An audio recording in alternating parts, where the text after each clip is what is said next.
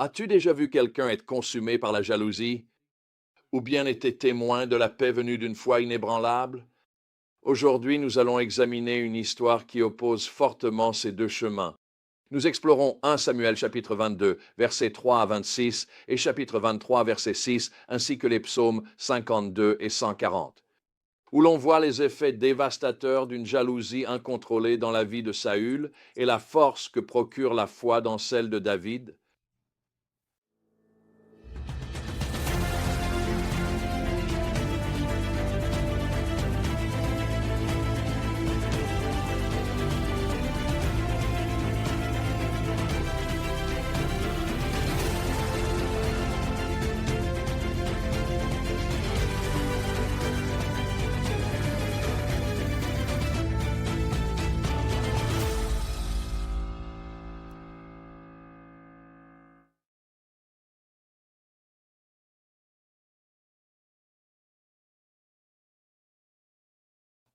Le message clé de ce passage se trouve dans le psaume 52, versets 8 et 9.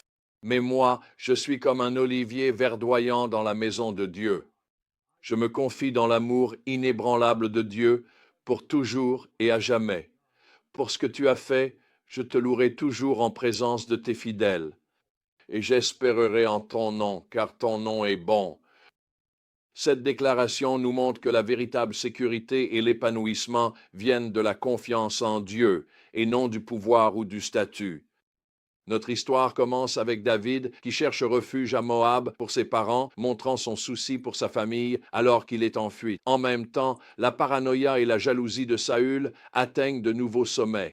Il rassemble ses officiers et les accuse de comploter contre lui, montrant comment l'insécurité peut mener à des comportements et pensées irrationnels. La situation prend une tournure sombre lorsque Doeg, l'Édomite, informe Saül de l'aide qu'Ahimelech, le prêtre, a apportée à David. La réaction de Saül est glaçante. Il convoque Ahimelech et toute sa famille, les accusant de complot. Malgré les protestations d'innocence d'Ahimelech, Saül ordonne alors leur exécution. Lorsque ces hommes refusent d'obéir à cet ordre injuste, Saül se tourne vers Doeg, qui exécute alors le massacre brutal de 80 prêtres et de toute la ville de Nob. Cet acte horrible révèle jusqu'où la jalousie et l'insécurité incontrôlée peuvent mener. Saül, autrefois un homme humble choisi par Dieu, est devenu un tyran, prêt à massacrer des innocents sur la base de simples soupçons. C'est un avertissement sur le pouvoir destructeur de la jalousie quand elle s'enracine dans nos cœurs. En contraste, nous voyons la réaction de David face à cette tragédie. Lorsqu'Abiathar, le seul survivant du massacre, s'enfuit auprès de David, ce dernier prend la responsabilité des morts et lui promet protection. Cela montre la compassion de David et sa volonté d'assumer le poids du leadership, même dans des circonstances difficiles. Entremêlés à ce récit, nous trouvons les psaumes 52 et 140, qui nous donnent un aperçu du cœur de David pendant cette période tumultueuse. Dans le psaume 52, David oppose le sort des méchants qui se fient à leur propre force à celui de ceux qui font confiance à Dieu. Il déclare « Mais moi, je suis comme un olivier verdoyant dans la maison de Dieu. Je me confie en l'amour inébranlable de Dieu pour toujours et à jamais. » Psaume 52, 10. Cette image d'un arbre florissant, profondément enraciné et fécond, illustre magnifiquement la stabilité et la vitalité qui découlent de la confiance en Dieu. Dans le psaume 140, David crie à Dieu pour obtenir sa protection contre ses ennemis. Il prie « Garde-moi, Seigneur, des mains des méchants. Protège-moi des violents qui cherchent des moyens de me faire trébucher. » Psaume 140, verset 4. Malgré le danger qu'il affronte, la confiance de David demeure fermement ancrée en Dieu. Il conclut avec assurance.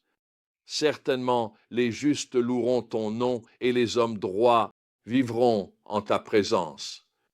Psaume 140, verset 13. Ce récit nous enseigne des leçons essentielles sur le pouvoir de ce que nous laissons grandir dans nos cœurs. L'histoire de Saül est un avertissement sur les effets dévastateurs de la jalousie et de l'insécurité non maîtrisée.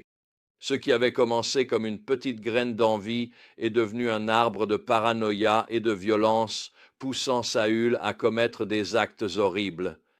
D'un autre côté, l'histoire de David montre la force durable de la foi et de la confiance en Dieu.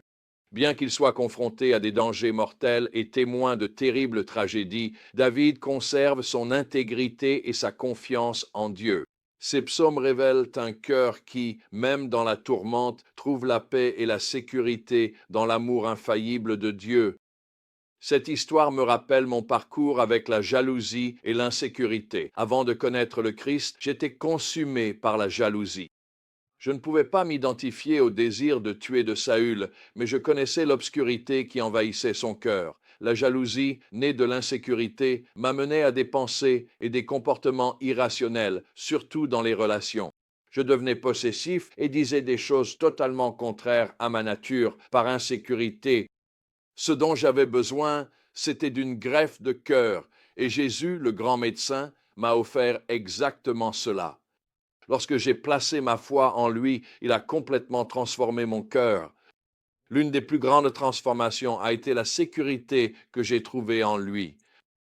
Il est devenu mon roc solide, ôtant mon insécurité et la remplaçant par la vérité que David a exprimée. Je suis comme un olivier florissant dans la maison de Dieu. J'ai confiance dans l'amour indéfectible de Dieu pour toujours et pour toujours. Alors, comment pouvons-nous appliquer ces vérités à nos vies aujourd'hui? Premièrement, protège ton cœur contre la jalousie et l'insécurité. Reconnais ces émotions dès qu'elles surgissent et apporte-les à Dieu. Deuxièmement, nourris une profonde confiance dans l'amour inébranlable de Dieu. Comme David, que cela soit ta source de sécurité et d'épanouissement.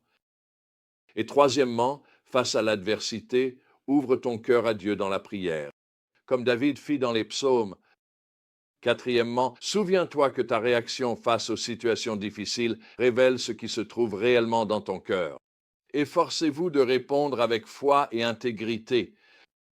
Et cinquièmement, sois conscient de l'impact de tes actions et de leur effet sur les autres. Cherche à être une source de protection et de réconfort comme David l'a été pour Abiathar, pas une source de peur et de destruction. Les histoires contrastées de Saül et de David nous rappellent la puissance de ce que nous cultivons dans nos cœurs. Y a-t-il des graines de jalousie et d'insécurité qui doivent être arrachées? Ou bien ton cœur ressemble-t-il à cet olivier florissant bien enraciné dans l'amour de Dieu? Souviens-toi, l'état de ton cœur déterminera en fin de compte le cours de ta vie. Sois comme David. Choisis simplement de faire pleinement confiance à l'amour infaillible de Dieu. Trouve ta sécurité et ton but en lui.